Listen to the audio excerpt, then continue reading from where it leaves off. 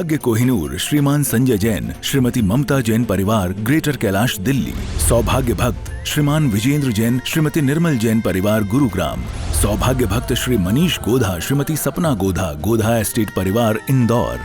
सौभाग्य भक्त श्रीमती कुंती देवी जैन श्री राजीव जैन श्रीमती मीनाक्षी जैन कावेरी जैन उदय Jain civil lines परिवार दिल्ली।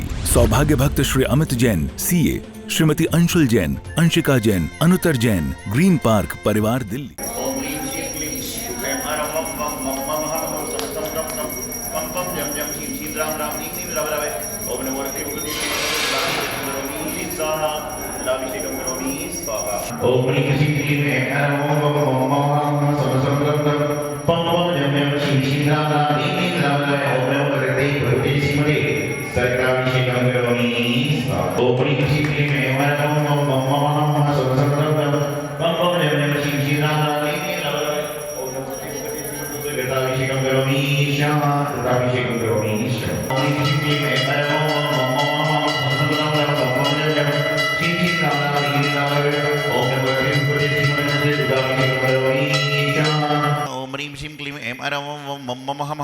शम शम दम दम पम पम जम जम छीम छीम राम राम नीम नीम राम रवे। ओम नमो रते भगवते श्रीमद्भगवान के दही अभिषेकम करोमि स्वाहा। ओम ह्रीं श्रीं क्लीं ऐं ऐं वं वं मम मम हम हम सम सम दम दम पम पम जम जम छीम छीम राम राम नीम नीम राम रवे। ओम नमो रते भगवते श्रीमद्भगवान सर्वसाराय करोमि स्वाहा। ओम ह्रीं श्रीं क्लीं ऐं ऐं वं वं मम मम हम हम सम सम दम दम दम पम पम जम जम छीम छीम राम राम नीम नीम राम रवे। ओम नमो रते भगवते श्रीमद्भगवान के चतुष्कोणकलशाभिषेकम करोमि स्वाहा। मंदारी सुंदरी नमीरु सुपारिजाते संदानिकादि कुसुमोत्करे वृषिरुद्धा गन्धोदे बिन्दु शुभ मंदे मरुत्प्रपाता निव्यानि वह पतते मच शाम ततिरिवा इदुर्मंगल पुष्पष्टियोतन करोमि स्वाहा। मंगल पुष्पष्टियोतन करोमि स्वाहा। ओम ह्रीं श्रीं क्लीं ऐं ऐं वं वं वं मम हम हम सम सम दम दम मम मम जम जम छीम छीम राम राम नीम नीम राम रवे। ओम नमो रते भगवते श्रीमद्भगवान के सुगंधित कलशाभिषेकम करोमि स्वाहा। नमो अरिहन्ताणं नमो सिद्धाणं नमो आयर्याणं नमो वैद्यायाणं नमो लोई सब्बसाहुणम्। ओम नमः शिवेभ्यः ओम नमः शिवेभ्यः ओम नमः शिवेभ्यः श्री वीतरागाय नमः।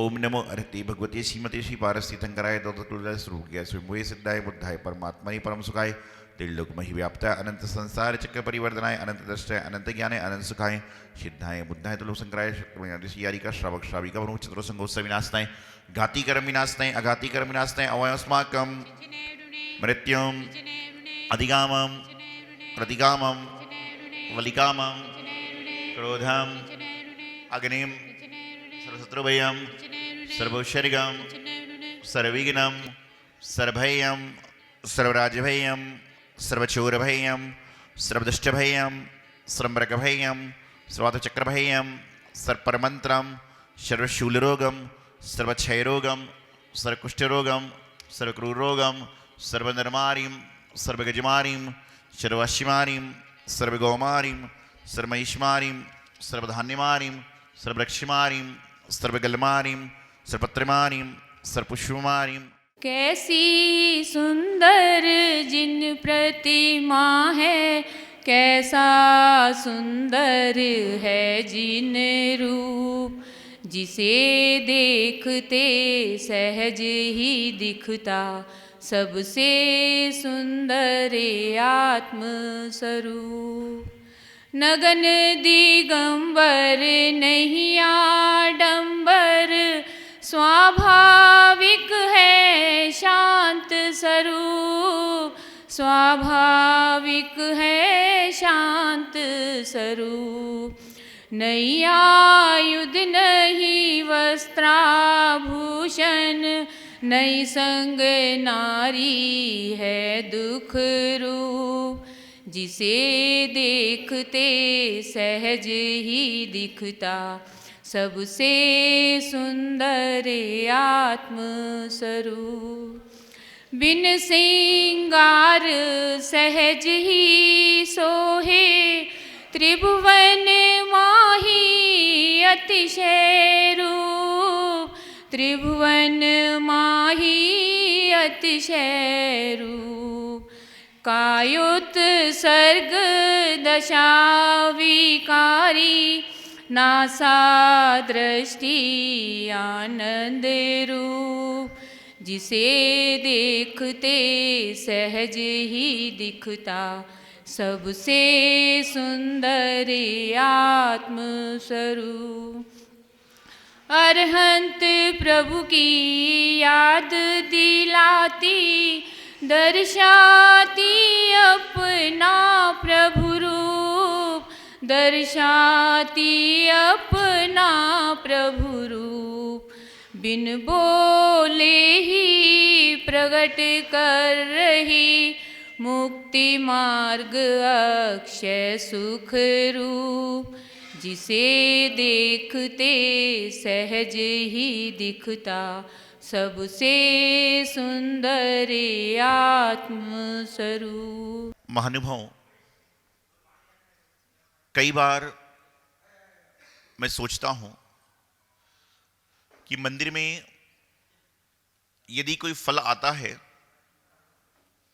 और वह सीधा भगवान के चरणों में जब चढ़ जाता है, तो लोग कहते हैं कि भगवान पर चढ़ा हुआ फल है, चढ़ा हुआ फूल है। लेकिन इंसान नित्य प्रति मंदिर में आता है, सालों से मंदिर आता है, दो दो बार में आता है, लेकिन आज तक कभी किसी इंसान ने दूसरे इंसान को यह नहीं किया कि यह भगवान का भक्त आ रहा है। क्यों? उसका बहुत बड़ा कारण है। उसका सबसे बड़ा कारण यह है कि मंदिर में पत्थर हो, फल हो, फूल हो, एक बार जो आता है वह पूरे समर्पण भाव के साथ में आता है। उसके अंदर इतना समर्पण होता है कि मैंने अर्पण भी आपको कर दिया, मेरा समर्पण भी आपको है, मेरा सब कुछ आपको है, अब जैसे रखना मुझे रख लेना। लेकिन हम जब भगवान के पास में जाते हैं तो अपनी फरियाद लेकर जाते हैं। हम जब भगवान के पास में जाते हैं तो उनसे याचना करने के लिए जाते हैं। हम जब भगवान के पास में जाते हैं तो उस समय ये सोचते हैं कि हमारा फायदा किसमें और हमारा लाभ किसमें। एक जगह कहीं पर विधान होने थे, 9 दिन के नवरात्रि में अलग अलग विधान थे।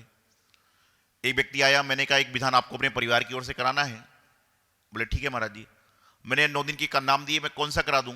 उसने पर्ची को फोल्ड कर दिया और कहा महाराज जी आपने मुझे इस लायक समझा कि मैं विधान कराऊं, यही मेरे जीवन का सौभाग्य है, जिसमें आपका मन हो उसमें मेरा नाम लिख दीजिए। हो गया।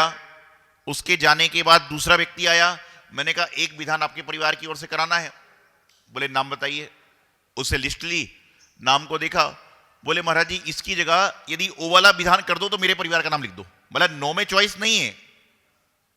ऐसे करके 4-5 आदमी के नाम बुक हो गए। एक आदमी आया, वह कहने लगा कि महाराज जी ऐसा करिए ना, ये जो विधान किसी का आरक्षित है उसको चेंज करके मुझे दे दो तो मैं करा लूंगा। तीनों आदमी आए, तीनों तरह की बात कर रहे हैं, लेकिन मुझे वो पहला वाला आदमी उत्तम लगा कि आप मुझे इस लायक समझते तो हो कि मुझे आप विधान करने का मौका दे रहे हो। ठीक है, पूछ लेते हैं। तो हम सोचते हैं भाई पहले कभी कर लिया तो एक्सचेंज कर, लेकिन नहीं, आप ये समझिए कि हम मंदिर में आके अर्घ्य चढ़ा पा रहे हैं, यही महत्वपूर्ण है। ठीक है, हमारी श्रद्धा पारसनाथ भगवान पे है, किसी की आदिनाथ जी पे है, किसी आज श्रद्धा तो 2400 पे है, लेकिन श्रद्धा आस्था का एक केंद्र है। जैसे हमारी श्रद्धा आस्था से मतलब ये है कि हम लगातार इनकी आराधना करते हैं। लगातार आप कोई तीर्थंकर की आराधना करते हो, लेकिन जब भी आप कोई आराधना करते हो तो सबसे कहते हो ओम रीम श्री चिंतामणि पारसनाथ जितने नमः। ओम में कौन कौन होते हैं? अरिहंत, सिद्ध, आचार्य, उपाध्याय, साधु। और रीम में 24 तीर्थंकर। अर्थात ओम रीम जब बोल दिया तो पंच परमेश जी को, 24 भगवान को नमस्कार करने के बाद आपने किसी व्यक्ति विशेष का स्मरण किया है। तो आदिनाथ से महावीर तक 24 भगवान का आपने स्मरण कर ही लिया। तो मैं सोचता हूं कि पत्थर जाता है वो प्रतिमा बन जाती है, फल फूल जाता है वह चढ़ के भगवान के वह स्पर्शित कहलाता है, लेकिन इंसान क्यों नहीं होता है? हम लोग माथा भी रगड़ रहे हैं, सब कुछ कर रहे हैं, लेकिन हमारा जो माथा है वहां पर रगड़ने के बाद जैसे ही व्यापार में जाता है तो, घर पे जाता है तो, उस समय माथा हमारा दूसरी प्रतिक्रिया करने लग जाता है। इसलिए तो कहते हैं कि एक बार जीवन में गुरु के प्रति, भगवान के प्रति, शास्त्र के प्रति अर्पण करिए, समर्पण करिए, फिर वहां से आपको जो मिलेगा वह आपकी दिशा और दशा दोनों को बदल देगा। लेकिन आज वर्तमान में हो ये रहा है, वर्तमान में चल ये रहा है कि हम लोग क्या करते हैं, मंदिर में जाते हैं, गुरु की वाणी को सुनते हैं, शास्त्र को पढ़ते हैं, और उस समय जब मंदिर में जाकर गुरु की वाणी को सुनते हैं, शास्त्र को पढ़ते हैं, सब कुछ करते हैं, तो उस समय ऐसा लगता है कि संसार में कुछ भी नहीं है। और जैसे ही मंदिर के बाहर गए और गाड़ी के आगे किसी की गाड़ी लगी है तो फिर अरे अब आधे घंटे और खराब हो जाएंगे। मंदिर के अंदर प्रवचन सुनते समय ऐसा लगता है कि इस संसार में कुछ भी नहीं है, सारा सार है। वो क्यों लगता है? क्योंकि हम लोगों ने संसार से मोक्ष मार्ग की ओर एक कदम बढ़ा दिया है। इसलिए हमारे पास में आते हो तो यहां का वातावरण आपको वैराग्य का हो जाता है, लेकिन जब संसारियों के बीच में जाते हो तो आपका वातावरण राग का हो जाता है। और इसलिए तो हमारे गुरुदेव आचार्य सिद्धांत सागर जी महाराज कहते हैं कि यदि कोई व्यक्ति साधु संत की संगति कर रहा है तो उसका कल्याण हो जाएगा, लेकिन यदि कोई साधु महाराज, ऐसा तो कोई साधु करता ही नहीं है, यदि कोई साधु महाराज ज्यादा श्रावक के चक्कर में रहेगा तो उसका कल्याण रुक जाएगा। क्योंकि आप जब आओगे, आहार देने भी आओगे तो क्या बोलोगे, महाराज जी बेटी की शादी नहीं हो रही। एक व्यक्ति आया, बोले महाराज जी मेरे बेटे को बेटा नहीं हुआ, कोई आशीर्वाद दीजिए। मैं कुछ बोला ही नहीं। दूसरी बार आया तो मैंने कहा भाई डॉक्टर के पास जाओ ना। आप ऐसे ऐसे लोग हैं, बोले आशीर्वाद लेने आइए। आशीर्वाद तो संतों का, परमात्मा का, सबका लेने का प्रयास कीजिए। यदि आपके बच्चे को संत जीवन अंगीकार करना है तो भी आप संत से आशीर्वाद लीजिए। आपके बच्चे का विवाह संपन्न नहीं हो रहा, आशीर्वाद लीजिए कि मेरा बच्चा विवाह करे तो विवाह के साथ, विवाह होने के बाद कम से कम देव शास्त्र गुरु की भक्ति करे, ऐसा आशीर्वाद लीजिए। एक बार एक महिला आई, बोले महाराज जी मेरे मन में त्याग के भाव है, त्याग के भाव है। 81 साल की उम्र होगी, 80 साल में भी त्याग के भाव हैं। तो मैंने पूछा कि कोई प्रतिमा वगैरह लेने का भाव है क्या? बोले महाराज जी प्रतिमा की बात छोड़िए, घर में चैत्यालय है। फिर मैंने ऐसे ही पूछ लिया कि आपका रात्रि भोजन तो त्याग होगा? डरते डरते, 80 साल की लेडीज से ये बात पूछना भी गलत है। तो उसके पोते ने जवाब दिया कि महाराज जी आप रात्रि भोजन की बात कर रहे हो, मेरी दादी तो रोज रात को जब तक पानी पूरी ना खाए तब तक उसको नींद ही नहीं आती। तो एक बात और सिद्ध हो गई कि रात्रि भोजन त्याग भी नहीं है और आलू का त्याग भी नहीं है कि पानी पूरी में आलू डालेगा। फिर मैंने कहा आप क्या नियम लेने आए हो? मंदिर तो रोज जाते ही हैं चैत्यालय। बोले नहीं मैं चढ़ नहीं सकती, ऊपर 3 मंजिल मकान है। तो पोता धीरे से बोलता है लेकिन मम्मी से झगड़ा होती है तो छत पे जाके बैठ जाती है बिना लिफ्ट के। फिर बहुत सारी बात चलती रही। तो मैंने कहा नियम क्या लेने आए हो? बोले महाराज जी देखिए आज से मैं आपके सामने नियम लेने के लिए आ रही हूं कि आज के बाद मैं कभी चने नहीं खाऊंगी। 80 साल की दादी नियम लेने आ रही है कि आज के बाद मैं चने नहीं खाऊंगी। नियम तो नियम है, कोई भी हो। संत तैयार हुए, पिछी लगाने के लिए तैयार हुए। बोले लेकिन एक शर्त है। जैसे आप लोग बोलते ना कि महाराज जी रात्रि भोजन का त्याग करता हूं लेकिन बाहर की छूट है, आलू प्याज का त्याग करता हूं लेकिन बाहर की छूट है, मंदिर जाने का नियम लेता हूं लेकिन हफ्ते में एक दिन की छूट है, रविवार को सोना पड़ता है। तो उसने क्या दिया कि बोले नियम लेने जा रही हूं लेकिन एक शर्त है। बोले मैं आज के बाद नियम लेती हूं कि कभी मैं चने नहीं खाऊंगी, मैं कभी खड़े चने नहीं खाऊंगी, पीस पीस कर खाऊंगी। खड़े चने का आज से त्याग है। 80 साल की दादी जिसके 2 बार नकली दांत टूट चुके हैं, 2 बार नकली दांत भी टूट चुके हैं, वह कह रही है कि मैं खड़े चने का त्याग करती हूं लेकिन पीस पीस कर।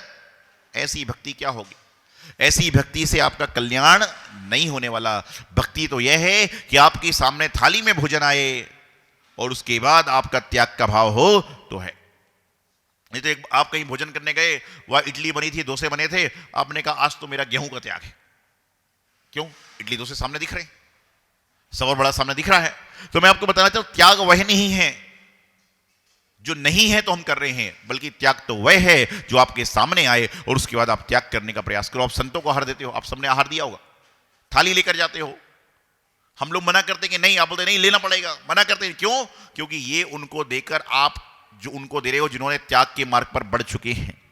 तो अपने जीवन को त्यागमय बनाना है तो हमेशा मंदिर में आए तो ये सोचे कि हम जो फल चढ़ाते हैं वह भगवान को स्पर्शित होकर भगवान का हो जाता है। और हम लोग सालों से भगवान को स्पर्शित करते आ रहे हैं, हम भगवान के क्यों नहीं बन पाए? हम गुरु की सेवा करते हैं, गुरुओं को आहार देते हैं, उनके गुरु के क्यों नहीं बन पाए? कहीं ना कहीं हमारे समर्पण में कमी है, कहीं ना कहीं हमारे अर्पण में कमी है। और मैं तो यही सोचता हूं, ये एक व्यक्ति मेरे पास एक बार आता है, वह परमात्मा बनने की राह पर चला जाता है, और एक व्यक्ति मेरे पास सालों रह जाता है लेकिन वो परमात्मा बनने की मार्ग पर चल ही नहीं पाता। उसका कारण है कि दीपक जो होता है वह लोगों को प्रकाशमान करता है, लेकिन दीपक के नीचे क्या होता है? अंधेरा होता है। लेकिन आज जो समझदार व्यक्ति होते हैं वह दीपक के नीचे भी कुछ ऐसी व्यवस्था बनते हैं कि जब दीपक उठता है तो उसको देखने का प्रयास कर। दिया तले अंधेरा की कहावत आपने कई बार सुनी है, कई बार समझी है, सब कुछ किया है, लेकिन एक बात ध्यान रखिएगा कि दीपक तले अंधेरा कभी नहीं है, बल्कि दीपक को जब उठा लोगे तो क्या होगा? ऑटोमेटिक दीपक उठाओगे तो नीचे का भी दिखने जाता है। दिया तले कभी अंधेरा होता नहीं, सिर्फ रखते से अंधेरा है, क्योंकि यह दिया वही तो है जो लोगों को रोशनी दे रहा है। तो अपने जीवन में हमेशा ये प्रयास करें कि हम परमात्मा के कितने समीप हैं, यह तो महत्वपूर्ण है, लेकिन परमात्मा के समीप होने के साथ साथ में हम उनके प्रति कितने समर्पित हैं, यह सबसे बड़ा महत्वपूर्ण कार्य है। तो अपने जीवन में परमात्मा के प्रति अर्पण होने के साथ समर्पण होने का प्रयास करें। आपके जीवन की दशा दिशा दोनों बदल जाएगी। यही सभी मंगल शुभ भावना आचार्य गुरुदेव सिद्धांत सागर जी महाराज की। सौभाग्य कोहिनूर श्रीमान संजय जैन, श्रीमती ममता जैन परिवार, ग्रेटर कैलाश दिल्ली। सौभाग्य भक्त श्रीमान विजेंद्र जैन, श्रीमती निर्मल जैन परिवार, गुरुग्राम। सौभाग्य भक्त श्री मनीष गोधा, श्रीमती सपना गोधा, गोधा एस्टेट परिवार, इंदौर। सौभाग्य भक्त श्रीमती कुंती देवी जैन, श्री राजीव जैन, श्रीमती मीनाक्षी जैन, कावेरी जैन, उदय जैन, सिविल लाइंस परिवार, दिल्ली। सौभाग्य भक्त Shri Amit Jain, CA, Shrimati Anshul Jain, Anshika Jain, Anuttar Jain, green park परिवार, दिल्ली।